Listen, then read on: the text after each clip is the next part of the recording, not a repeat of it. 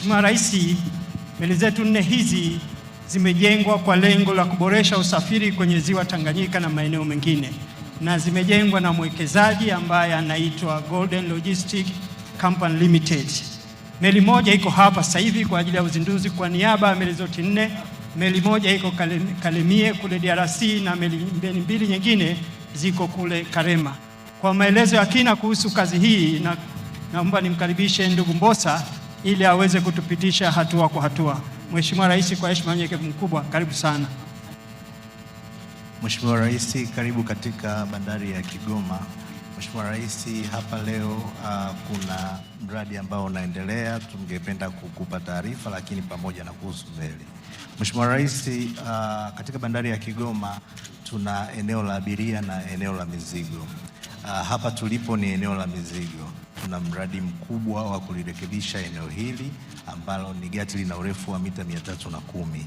Tumeanza mita 190 ndo tunaanza kuzifanyia kazi, na mita 120 tumefunga ili tuendelee kuwahudumia wakazi wa Kigoma na watu wanaotumia bandari.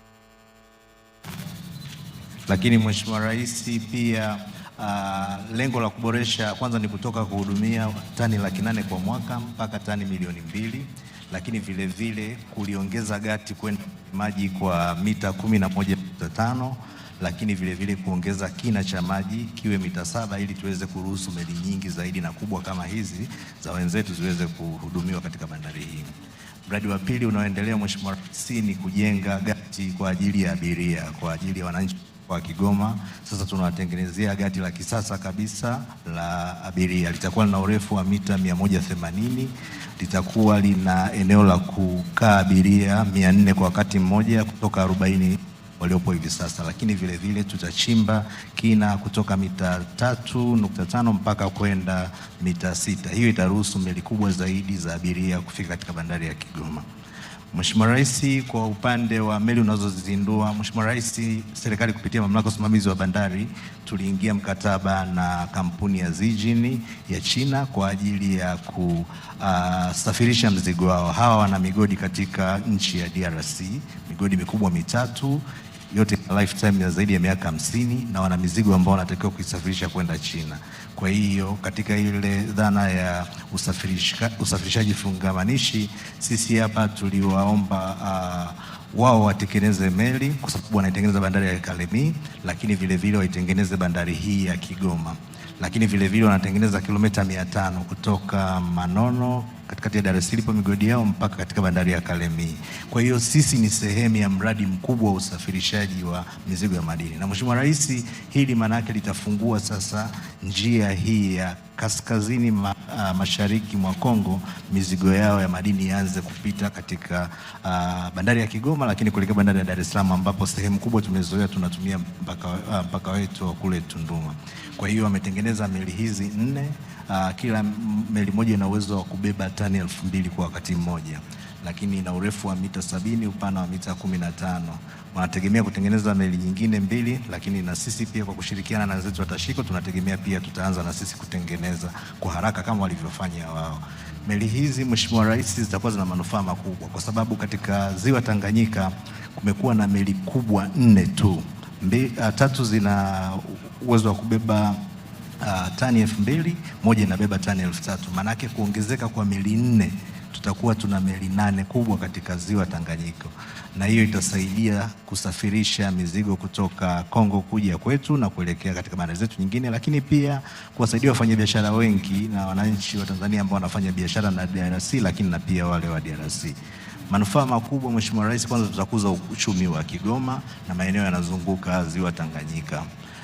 Tuna mikoa ya Rukwa na Katavi ambayo yote ina jumla bandari 7, meli hizi pia zitatumika, lakini vile vile tutaongeza ajira kwa Tanzania. Meli hizi zimesajiliwa na TASAC, mamlaka yetu ya usajili hapa Tanzania, lakini vile vile zina crew, kati ya crew 8, crew 6 ni wa Tanzania.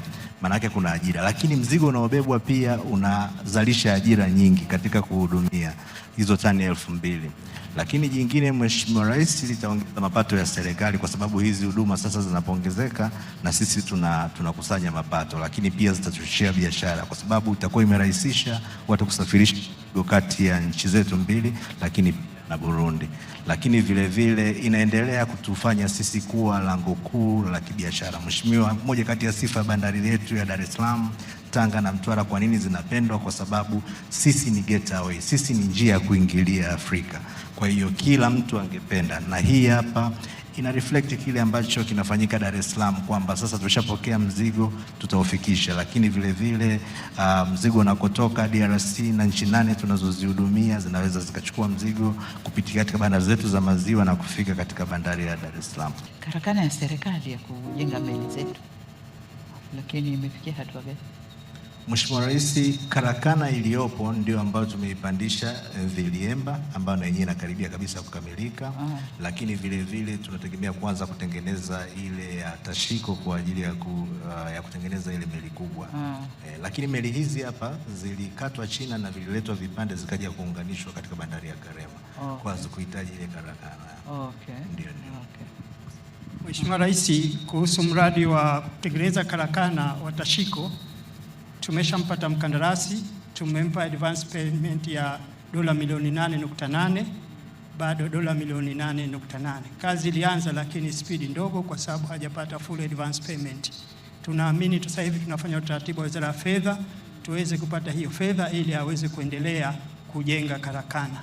Vile vile tuna miradi miwili. Mradi wa kwanza ni ujenzi wa meli ya abiria kwa ajili ya hapa, na mradi wa pili ni kwa ajili ya kujenga meli ya mizigo ambayo itafanya kazi za usafirishaji wa mizigo kutoka hapa kwenda DRC, na wenyewe utakuwa na uwezo wa kuchukua takriban tani 3,000. Nao tumeshapata mkandarasi lakini bado hatujapata advance payment. La mwisho, Mheshimiwa Rais, nataka nikuelezee hapo pembeni kuna meli yetu ya MV Liemba. Watu wa Kigoma wanapenda sana meli ya MV Liemba. Meli hii ilisimama mwaka 2018. 2023 tukaanza kuifufua na sasa hivi imekamilika kwa 99%. Tumeipandisha chelezoni, tunaamini itapofika mwisho wa mwezi huu tutaitoa, na mwezi wa 8 mapema meli hiyo itaanza kufanya kazi.